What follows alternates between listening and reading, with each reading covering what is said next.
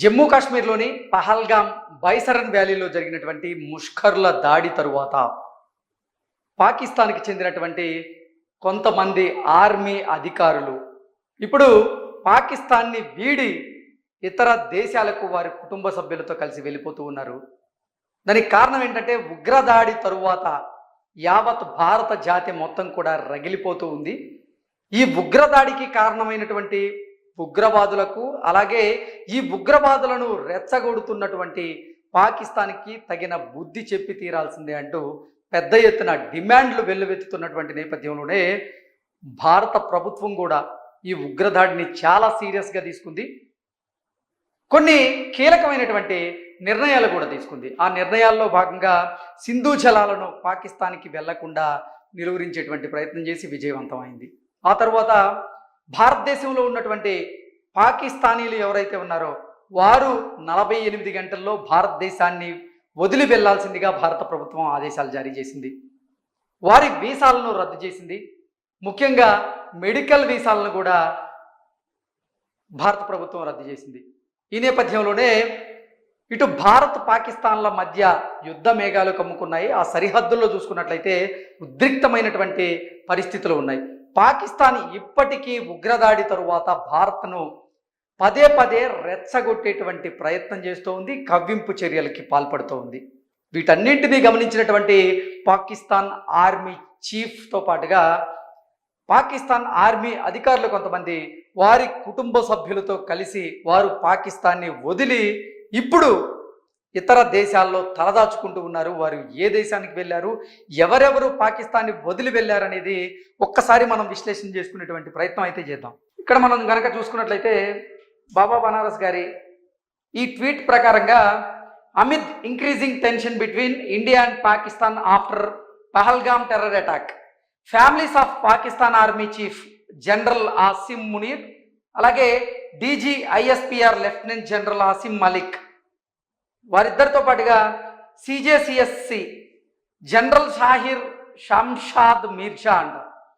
వీరు ముగ్గురు కుటుంబాలు ఇప్పుడు పాకిస్తాన్ని వదిలి వారు బ్రిటన్, అలాగే న్యూజెర్సీ బ్రిటన్లో వారి కుటుంబాలను అక్కడ పెట్టేటువంటి ప్రయత్నం చేశారు. వీరు పాకిస్తాన్ని వదిలి న్యూజెర్సీలో బ్రిటన్లో తలదాచుకునేటువంటి ప్రయత్నం చేస్తూ ఉన్నారు. నిన్న మొన్నటి వరకు మనం చూసుకున్నట్లయితే ఈ ఉగ్రదాడిని భారతదేశంతో పాటుగా యావత్ ప్రపంచ దేశాలన్నీ కూడా ముక్తకంఠంతో ఖండించాయి.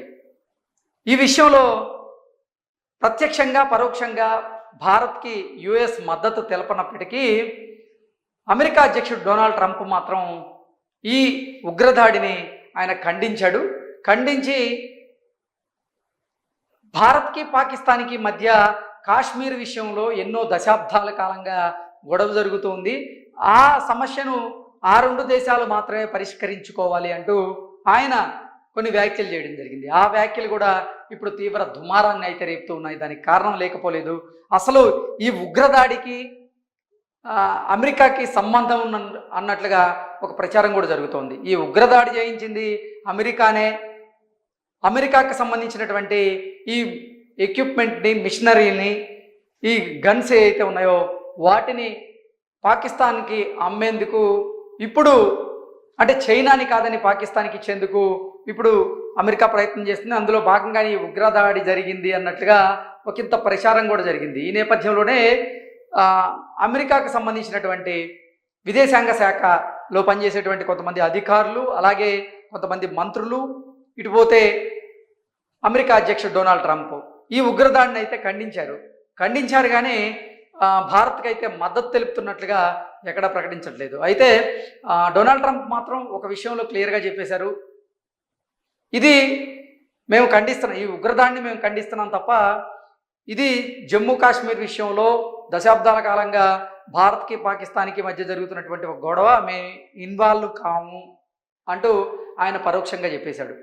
మేము ఇన్వాల్వ్ కాము అంటూ అమెరికా అయితే ఇప్పుడు పరోక్షంగా చెప్పేసింది. ఈ నేపథ్యంలోనే ఇక్కడ మనం చూసుకున్నట్లయితే పాకిస్తాన్ ఆర్మీ చీఫ్ ఎవరైతే ఉన్నారో army chief general Asim Munir ఆయన తన కుటుంబంతో కలిసి బ్రిటన్ కానీ న్యూజెర్సీ కానీ వెళ్ళినట్లుగా తెలుస్తోంది. అలాగే DGISPR lieutenant general Asim Malik అతను కూడా తన కుటుంబంతో కలిసి అతను న్యూజెర్సీ వెళ్ళినట్లుగా తెలుస్తోంది. అలాగే CJCSC జనరల్ అయినటువంటి షాహిర్ షంషాద్ మిర్జా ఇతను కూడా తన కుటుంబ సభ్యులతో కలిసి పాకిస్తాన్ని వదిలి ఆయన న్యూజెర్సీలో తలదాల్చుకున్నట్లుగా మనకైతే సమాచారం అందుతుంది. దానికి కారణం ఏంటంటే ఎక్కడ భారతదేశం ప్రతీకారం తీర్చుకుంటుందో ఈ ఉగ్రదాడికి గతంలో కూడా పుల్వామా ఘటన జరిగిన తర్వాత భారత్ ప్రతీకారం తీర్చుకుంది.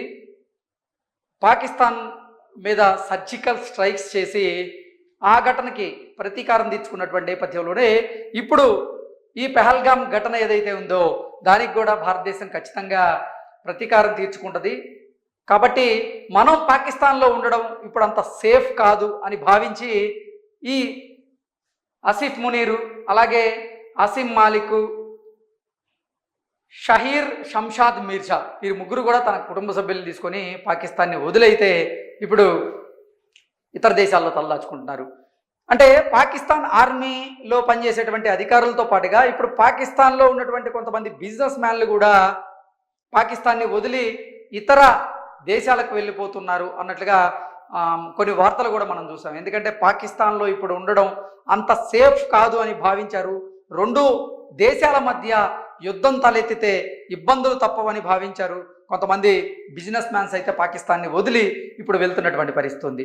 నిన్న మొన్నటి వరకు ఒక ప్రచారం అయితే జరిగింది. ఈ ఉగ్రదాడి జరిగిన తర్వాత Pakistan army chief general Asim Munir ఆయన బంకర్లలో తలదాచుకున్నట్లుగా బంకర్లలోకి వెళ్ళి ఆయన తన కుటుంబ సభ్యులను ఆయనను కాపాడుకునేటువంటి ప్రయత్నం చేసినట్లుగా కూడా కొన్ని వార్తలు చూసాము. అయితే బంకర్లు కూడా సేఫ్ కాదని భావించాడో ఏంటో తెలియదు కానీ ఆసిఫ్ మునీర్ మాత్రం అసలు పాకిస్తాన్లో ఉండడమే సేఫ్ కాదని భావించి తన కుటుంబ సభ్యులతో కలిసి విదేశాలకు వెళ్ళిపోయాడు.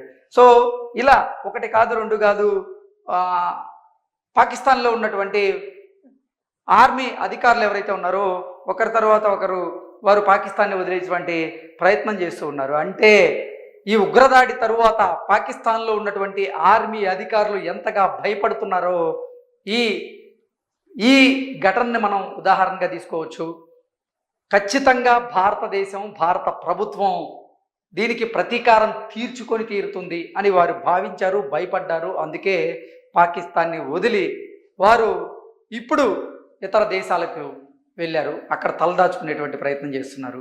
అంటే ఇండియన్ రా ఏజెంట్స్ ఆయా దేశాలకు వెళ్ళి వాళ్ళని వెంటాడచ్చు, కానీ ఆయా దేశాల్లో కొన్ని చట్టాలు ఉంటాయి, కఠినమైనటువంటి చట్టాలు ఉంటాయి.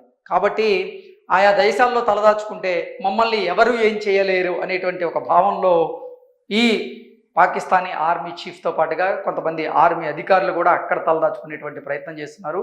వారు ఎక్కడ తలదాచుకున్నా వారిని ఈ భూమండలం మీద ఎక్కడున్నా సరే ఈ ఉగ్రవాద దాడికి పాల్పడిన వారికి సహకరించిన వారిని మాత్రం ఎట్టి పరిస్థితుల్లో మట్టిలో కలిపి తీస్తామంటూ భారత ప్రధాని ఇప్పటికే హెచ్చరికలు జారీ చేసినట్టు నేపథ్యంలో ఖబర్దార్ మీరు ఎక్కడున్నా కానీ వారిని వదిలేసేటువంటి ఆ ప్రసక్తి అయితే లేదు.